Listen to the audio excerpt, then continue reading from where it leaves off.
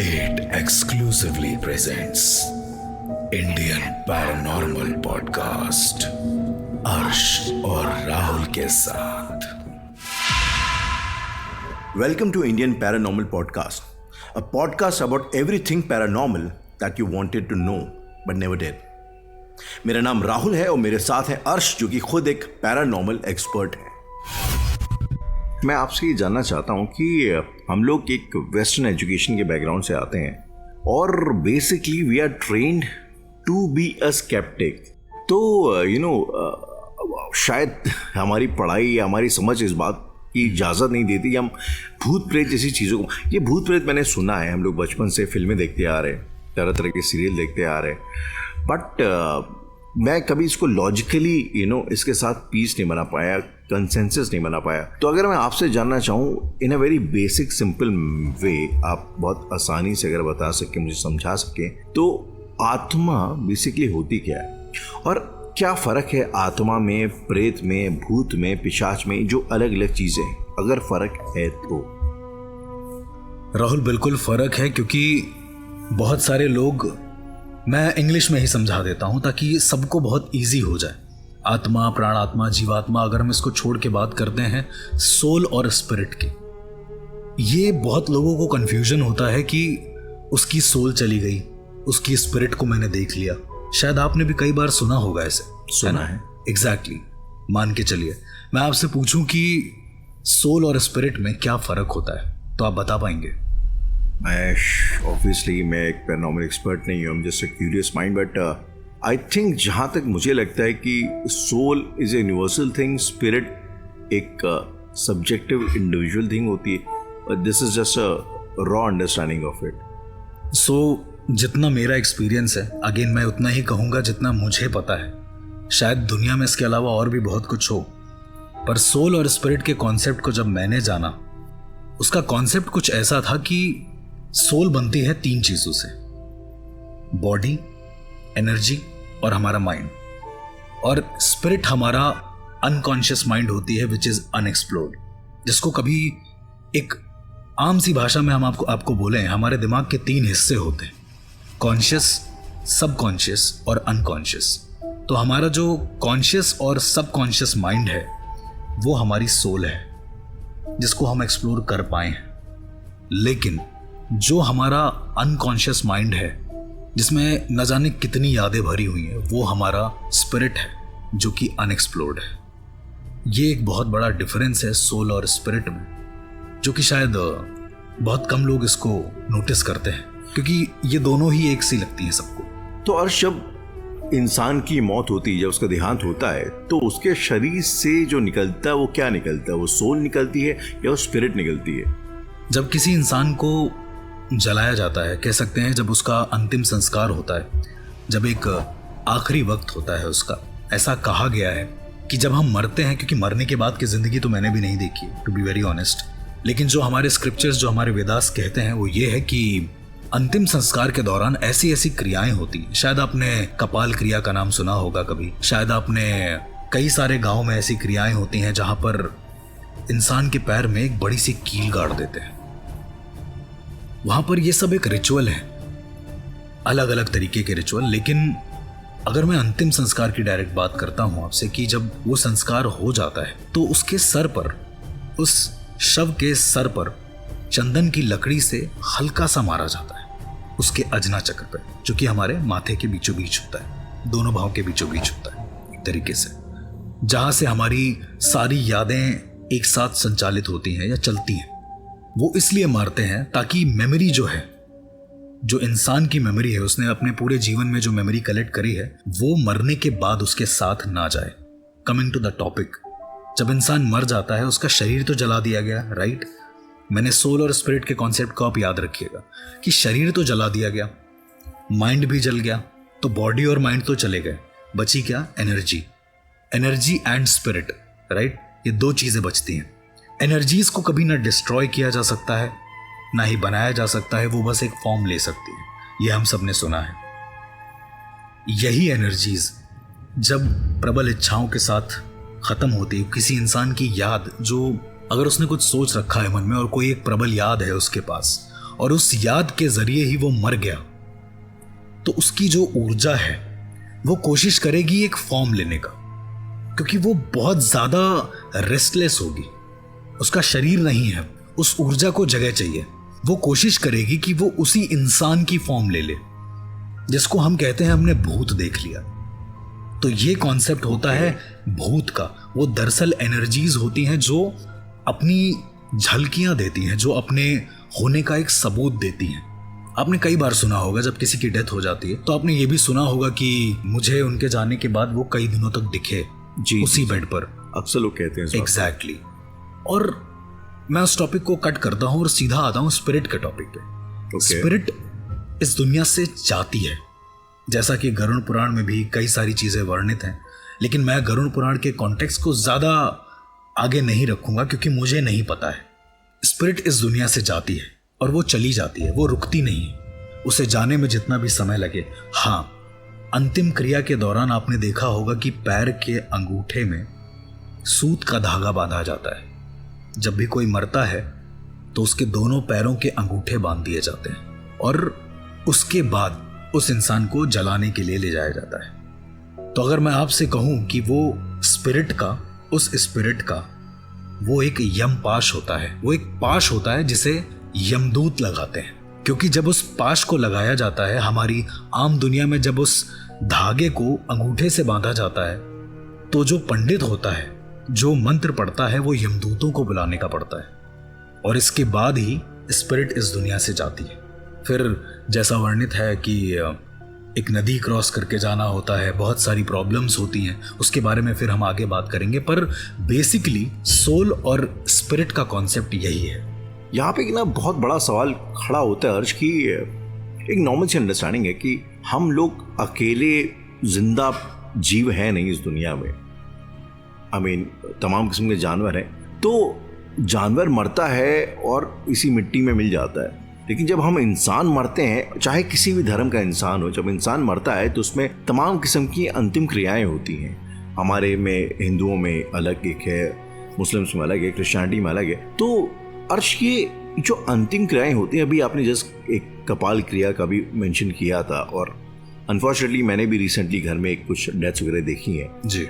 तो ये अंतिम जो क्रियाएं होती हैं, इनका क्या सिग्निफिकेंस है? अगर ये ना की जाए तो फिर उसका परिणाम क्या होता है, नतीजा क्या होता है? मेरे हिसाब से उसका परिणाम तो कुछ नहीं होता है, लेकिन कहते हैं कि हर एक चीज का एक प्रोसेस है। Everything is a process. जो भी हो रहा है वो एक प्रोसेस में है। मेरा सवाल इसी में एक एड ऑन और है हर्ष कि प्रोसेस है, आपने जिस बात बोली, ये जो प्रोसेस है ये सिर्फ इंसान के इमोशनल सेंड ऑफ के लिए है कि इंसान, क्योंकि भाई घर का कोई करीबी मरा है तो उसको एक अच्छा फेयरवेल दे, सिर्फ इसलिए है, या इन चीजों के कोई एग्जिस्टेंशियल मीनिंग भी है? एनर्जी से भी इसका कुछ लेना देना होता है? एनर्जी से बिल्कुल लेना होता है। उसका एक सबसे बड़ा उदाहरण जब आप देखते हैं कि अंतिम क्रिया बड़े ही तरीके से की जाती है। बहुत सारे लोग कहते हैं कि अगर आप तरीके से नहीं करेंगे तो वो भटकेंगे, बहुत सारी बातें अलग अलग तरीके की। पर आप अगर आम जिंदगी में उसी चीज को देखें, उदाहरण के तौर पे मुंडन तो आम इंसानों का भी होता है, राइट? कोई भी इंसान को अगर बाल में दिक्कत है, उसने मुंडन करा लिया, इट्स ओके। पर वही मुंडन अंतिम संस्कार के दौरान भी होता है। वही मुंडन जब एक बच्चा पैदा होता है उसके 1.5 साल के बाद भी होता है। बालों का भी अपना एक सिग्निफिकेंस है, बाल अर्पण करने का। कहा जाता है कि हमारे शरीर में, जैसे कि टॉपिक चल रहा है पैरानॉर्मल और नॉर्मल का, तो हमारे शरीर में न जाने कितनी ऐसी चीजें हैं जो पैरानॉर्मल है। सुन के अजीब लगा? पैरानॉर्मल है, बिल्कुल शरीर के अंदर, बिल्कुल विजिबल है, विजिबली पैरानॉर्मल। एग्जैक्टली। अब एग्जांपल देके बताएं, या ये कह लें कि विजिबली पैरानॉर्मल कीपर है। उदाहरण के तौर पे सबसे बड़ा एग्जाम्पल है हमारे बाल, हमारे सर के बाल और हमारा पैर का अंगूठा।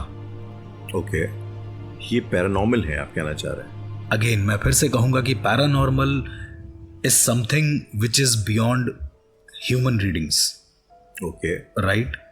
तो हमें वो बाल ही लगते हैं, लेकिन बहुत सारी ऐसी प्राचीन किताबों में ऐसा वर्णित है कि हमारे सर के बाल में और हमारे पैर के अंगूठे में सबसे ज्यादा ऊर्जा रहती है। उदाहरण के तौर पे आप किसी का पैर छूते हैं तो अंगूठा छूते हैं, राइट? अब कायदे से तो अंगूठा छूना चाहिए, लोग आमतौर पे घुटने उससे ऊपर से भी काम चला लेते हैं। लेकिन पैर का अंगूठा ही क्यों छूते हैं, मेरा ये सवाल अगर मैं आपसे पूछूं। I have no clue.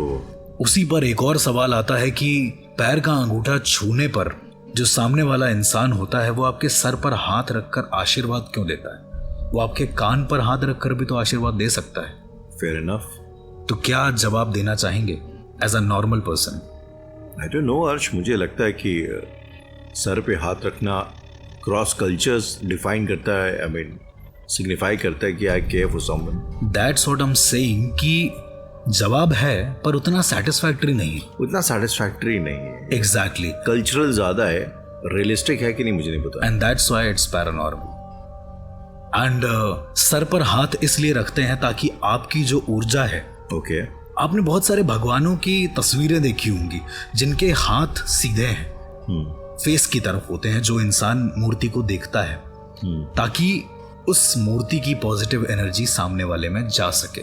Same happens जब आप किसी का पैर छूते हैं तो वो इंसान अपना हाथ रखता है आपके सर पे और वो अपनी पॉजिटिव एनर्जी आपके सर पे ट्रांसफर करता है। लेकिन जब आप उसका अंगूठा छूते हैं तो जैसा कि मैंने पहले बताया कि बाल और अंगूठे में सबसे ज्यादा एनर्जी रहती है, तो जो इंसान भी पैर को छू रहा है उसे सामने वाले इंसान की एनर्जी महसूस होती है, मिलती है। और यही एक सिग्निफिकेंस है कि अंगूठा छूना चाहिए। और इसीलिए जो बड़े बुजुर्ग होते थे हमारे, वो कहते थे घुटना नहीं अंगूठा छुओ।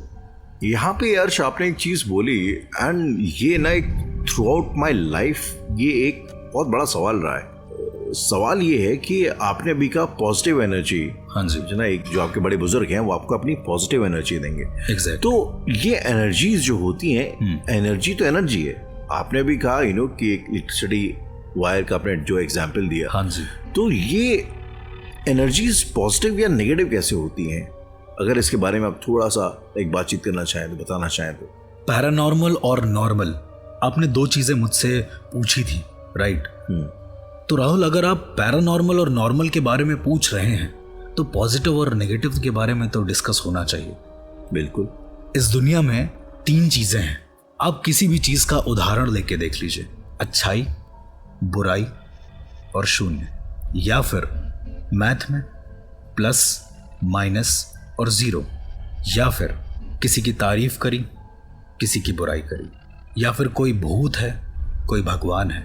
एक कोट है, if god exist devil exist, then there might be a neutral exist. Is it so? Maybe in that sense. एक सवाल मैं आपसे पूछना चाहता हूँ कि आपने एक बात बोली ना कि आपकी प्रबल इच्छाएं अगर होती हैं किसी इंसान की मरते वक्त, तो चांसेस आर कि उसकी आत्मा सेटिस्फाइड नहीं रहती, वो शायद एक शून्य पे विलीन नहीं हो पाती। तो ऐसा how is it possible? I mean अर्श, इस संसार में हर इंसान कोई ना कोई एक दबी हुई ख्वाहिश लेके जिंदा है। बिल्कुल। एक दबी हुई ख्वाहिश लेके शायद मर भी जाता है। इस संसार में फिर ऐसा कैसे पॉसिबल है कि कुछ लोग जो हैं वो भूत बनते हैं और कुछ लोग नहीं बनते? क्योंकि मैं ये मानने के लिए तैयार नहीं हूँ कि यार हर कोई एकदम सेटिस्फाइड मौत मरता है। मुझे लगता है कि इच्छाएं तो रहती हैं। बिल्कुल, मेरा भी यही मानना है और आपका सवाल बहुत जायज है। आई गेस आपने जो सवाल पूछा है वो लाखों लोगों के दिलों में ये सवाल चल रहा है, क्योंकि मुझसे भी लोग ये सवाल पूछते रहते हैं। मेरा सिर्फ एक ही जवाब होता है और वो जवाब है नियति, डेस्टिनी। Destiny, exactly. ये डेस्टिनी किस, अगर आप थोड़ा डेस्टिनी को एक्सप्लेन करना चाहें तो? डेस्टिनी को मैं आम भाषा में ही एक्सप्लेन करूंगा, क्योंकि मैं वैदिक लैंग्वेज के हिसाब से अगर एक्सप्लेन करने पे आऊंगा शायद बहुत लोग ना समझ पाएं। तो आम भाषा में एक लंबा सा रास्ता है जिसकी आखिरी मंजिल पर हमें कोई प्राइज मिलने वाला है, कोई इनाम मिलने वाला है। हम उस रास्ते के शुरुआती दौर में खड़े हुए। ओके। अब हमें उस रास्ते पर चलकर जाना है ओके। आगे मंजिल तक, जो भी हमारी मंजिल है। लेकिन हमारे दोनों तरफ खाई है और हमारे पास जाने के लिए सिर्फ ये रोड है और कुछ भी नहीं। हाँ, साधन बहुत सारे हैं, जैसे कार है, साइकिल है। ये आपके ऊपर डिपेंड करता है कि आपको क्या कंफर्टेबल है। चलिए, अब मैं इसी उदाहरण को लेकर आ जाता हूं नियति के टॉपिक पे। ये जो सड़क है ये नियति है, ये कभी नहीं बदलेगी, ये ऑलरेडी ऊपर से लिखी जा चुकी है। प्लस आपके दिमाग में ये भी सवाल आ रहा हो कि जब सब कुछ लिख गया है तो कर्म करने की क्या जरूरत है? फिर इंसान काम करेगा ही क्यों? उसका सीधा सा फंडा ये है कि जब तक, जो मैंने बताया कि ये सड़क है, उसको उसकी मंजिल तक पहुंचना है उस इंसान को, तो जब तक ये इंसान कर्म नहीं करेगा, चलेगा नहीं, उस गाड़ी पे बैठेगा नहीं, कोई जतन नहीं करेगा, क्या वो अपनी मंजिल पे पहुंच पाएगा? पर ये जो मंजिल है, जिस मंजिल की आप बात कर रहे हो अर्श, ये इंसान तय करता है या ऊपर से कोई लिख के देता है कि तुम्हारी ये पर्पस है, तुम्हारी ये मंजिल है? अंतिम मंजिल तो मोक्ष है। हर इंसान को चाहिए होता है यार कि मरने के बाद उसे मोक्ष मिल जाए, आपने सुना होगा बहुत बार। तो मेरा सिर्फ इतना कहना है कि ये जो नियति है ये तय है, लेकिन कर्म हमें करना चाहिए सो दैट उस नियति की सड़क पर हम बड़े आराम से जा सके। हम गिरेंगे, हम उठेंगे, हम फिर चलेंगे, लेकिन चलना कभी रुकता नहीं। आपने देखा होगा जिंदगी कभी किसी के लिए रुकती नहीं है। ऊर्जाओं का भी कुछ ऐसा ही सिनेरियो है, और यही डिफरेंस है पैरानॉर्मल और नॉर्मल में। लेकिन आत्मा का किसी शरीर में आना और झाड़ फूक करके निकाला जाना, I mean exorcism, is that real? क्या ये सच है? इन सभी सवालों का जवाब जानने के लिए सुनते रहिए Indian paranormal podcast, only on 8 app.